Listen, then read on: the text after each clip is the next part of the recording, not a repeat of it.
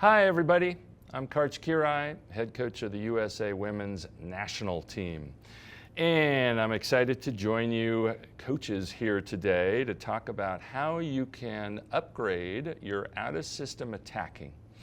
Or talk about at least how we did it, some of the parts that we used to improve ours. And I'm hoping some of those could apply to you and to your team. So let's dive right in. First, we have three main upgrades to think about in this idea of improving out-of-system attack. Number one is we want to be able to set our hitters better in scramble situations, both from setters and non-setters alike, because on a dig and a scramble play, anybody might be asked to actually set the ball. We also want to ask our players to set more inside the court and also much closer to the net. It's very difficult for an out-of-system hitter to have any idea of where the block is if they're 11 feet off the net. There's just no vision. So we want to get much closer. Now that might be counterintuitive because we're getting closer to the block, and a lot of people think, oh, we have to avoid the block. But the closer we get to the block, get that set to the block, the more chances we have to change that strength, their well-formed block, into our strength. Next, we want to help our hitters develop more tools to use, more answers to use once we get better at setting that ball closer to the net and keeping it inside. We want to help our hitters feel comfortable with a good block in front of them. How do they change that? How do they flip the tide and kind of go all Jedi mind tricks on them and get the ball back and recycle it or come up with other great answers? Third, we need to have great coverage, because one good answer on hitter toolkit work is use that block and reflect it right back. A lot of people like to call that a recycle. Well, the recycle only works if everybody else on the court is covering like their hair is on fire. So let's dive into the first part of that equation, out-of-system setting. I'm going to show you a couple of activities that we do in our gym that we did last year or in the 2021 Tokyo Olympic year to help us all become better trouble setters, better out-of-system setters. I will also show you, so first I'll show you some small group activity. And then I'll show you one that is a little more game-like, involves more people, but actually gets us better chances at setting a trouble play up close to the net, closer to the net and inside. So let's take a look at the first one. This is more of a small group activity where we're working on our out-of-system setting. You can see two groups of two players on each side of the net. And what happens is we usually put somebody in right back to simulate a setter digging so that the other player is the one doing the setting. Now in the foreground, you saw that Catherine Plummer, one of our outsides, and Rachel Adams, one of our middles, switched positions. And so now Kat is playing the role of setter and digging and giving chances for the other person, Rachel, to set. Now we've told Kat, all right, make Rachel work more. Actually, we've told them both, make your partner work more, make it tougher. Ooh, there's a tough one for Rachel. Some of them are going to be too tough, and that's okay. On the other side of the net, Tori Dixon, one of our middles, created a tougher chance. We need some of those tough ones. Ooh, here comes a really tough one in the foreground to Kat Plummer. She doesn't make a swing happen out of that, but we want to play with kind of push the boundaries. How tough can we make it on our partner? Because when we do that, we make each other better. You saw only two players. If you have more, a third player could be the one hitting instead of a coach.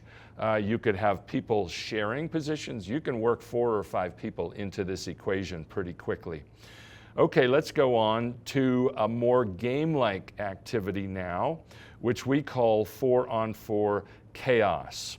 And we have somebody dedicated to digging in right back on each side of the net, and then somebody ready to come out of her position and set. Put it closer. Not so close on that one. Jordan, that time also not so close. But what we're doing is it's a kind of an exchange across the net. All hitters are hitting to zone 1 in right back, and then it gives people a chance to set out of their natural defending position. After they set, they follow it, and now somebody's going to get a chance to set again because we overset that ball. Better set that time. Good. And generally we have setters or bros digging in right back so we can get more chances. Ooh, nice. I like that one, that last set. Catherine Plummer put the ball close and inside. That's exactly what we are asking them to do. So again, to review on the out-of-system setting component of helping your out-of-system attack improve.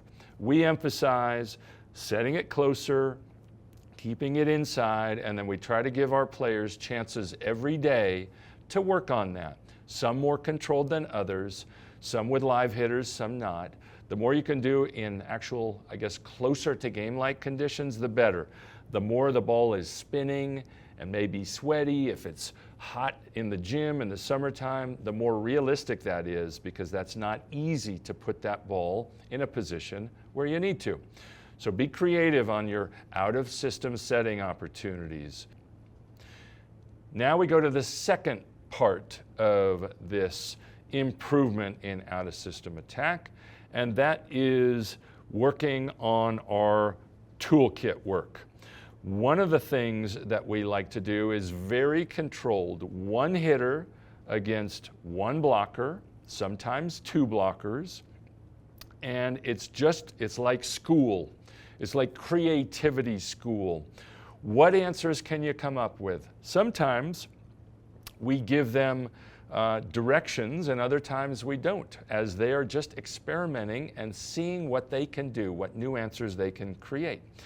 And then we also have an activity that has still this idea of experimentation for the hitter to create new solutions when the set is closer to the blocker's hands, but also it includes a more realistic out-of-setting component.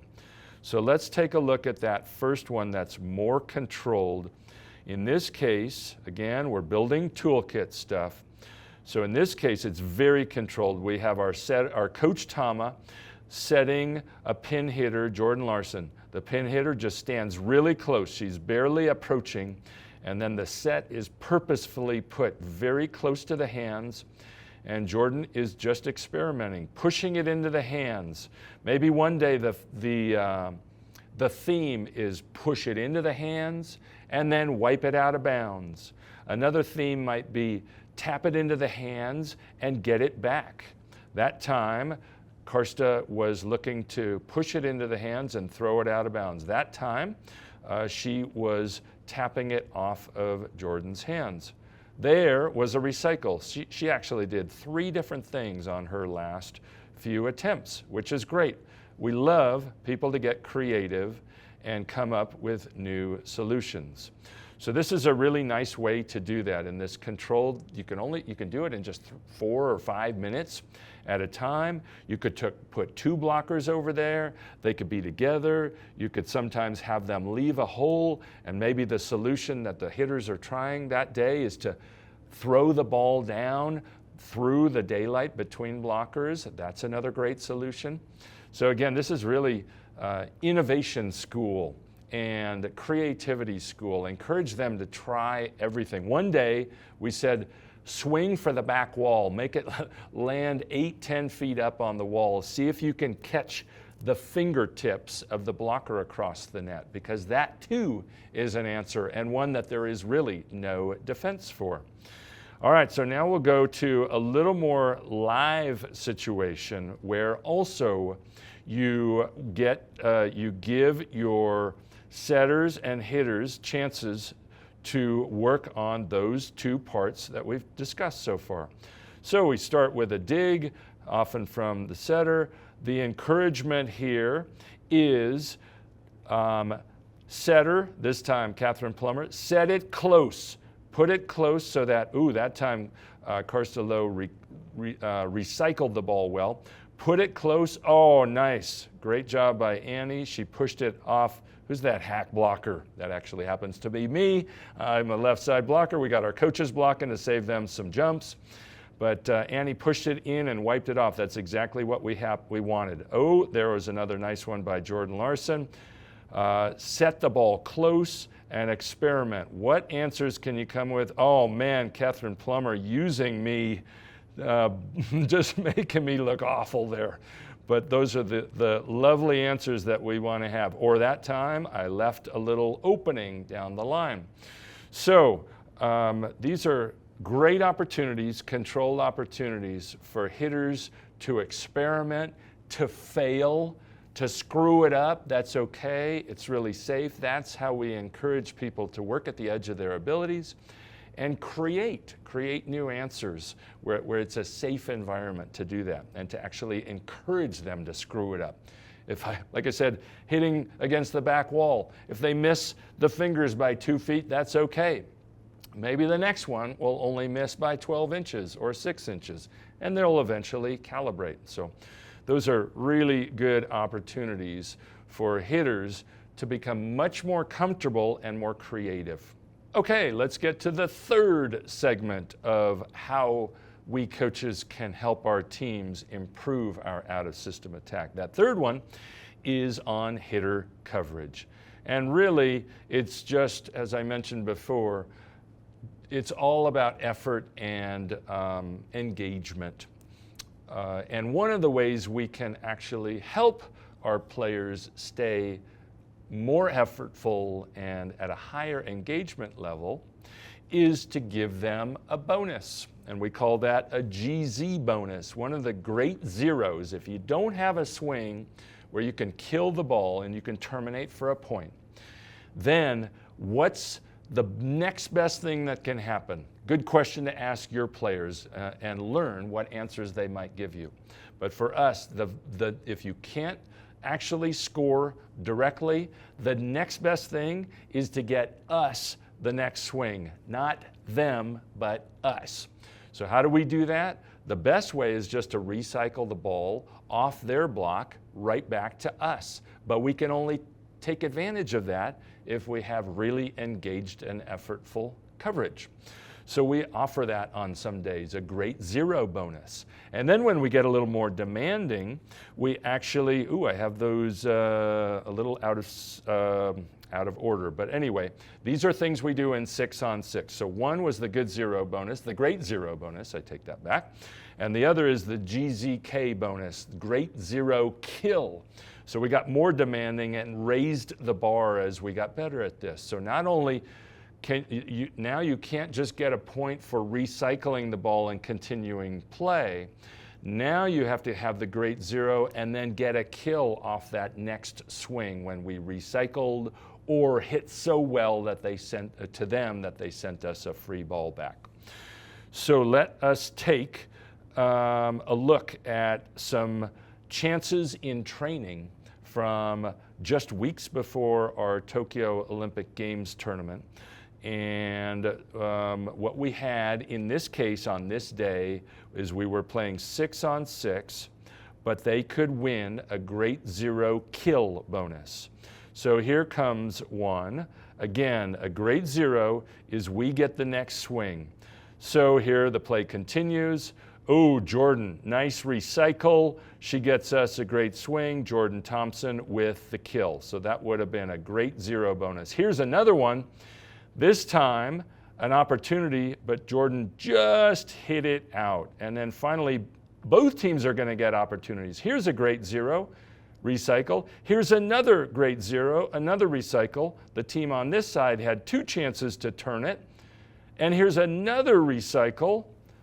And finally, Barchi turns it and turns the great zero kill for the bonus point. Putting it together, to summarize again, we want to have our out-of-system setting, our toolkit. I apologize for the order of these bullets as they're moving up there. So we want our out-of-system setting to be closer and inside. Then we want to give our hitters chances to be better and more comfortable with that and create lots of new solutions that they can trust in a game because they've used them plenty in training. And then finally, to have really engaged in effortful coverage. So to finish up, we will look at some examples from actual attack in the Olympic Games. Here we go on a play against Serbia. And again, actually, I think we might have gotten to see this. Love it. Barchi recycling and getting us the better swing. Two great tools used in tool kits or tools in their kits used to create two consecutive swings for us and none for the other team. They've got great hitters. We want to have the ball on their side of the net less. Let's go to the next one. Scramble play. Yeah. Again, Barchi using that high hands to come up with a different answer. This answer was only created by a great set that goes close to the net and stays inside. Love that answer that Barchi came up with using the fingers of that high jumping middle across the net. And finally, another scramble toolkit, the chip down the line. You'd be shocked at how effective this chip down the line can be. Actually, I said finally, we're going to get to look at one more here. But this scores so often because there are three things that can happen. It might go down onto the floor, especially when it goes over the defender's head. They often cheat in. Or it might reflect off the blocker or go off the blocker's hands out of bounds. And then finally, the push and wipe by Annie Drews, really well executed here. These are all answers that we worked on in training so that they could be more comfortable in using that in a match like an Olympic gold medal match. Annie, I remember that, came down with a huge smile on her face after this play because that was actually a play that she wasn't able to make, probably even 12, maybe even 8 months before that happened. So once more, to review, we've got upgrades we can make in out-of-system setting, upgrades we can make in hitters adding to their toolkit, and upgrades that we can make in coverage. So I wish you all great luck in helping your team become a better attacking team out of system.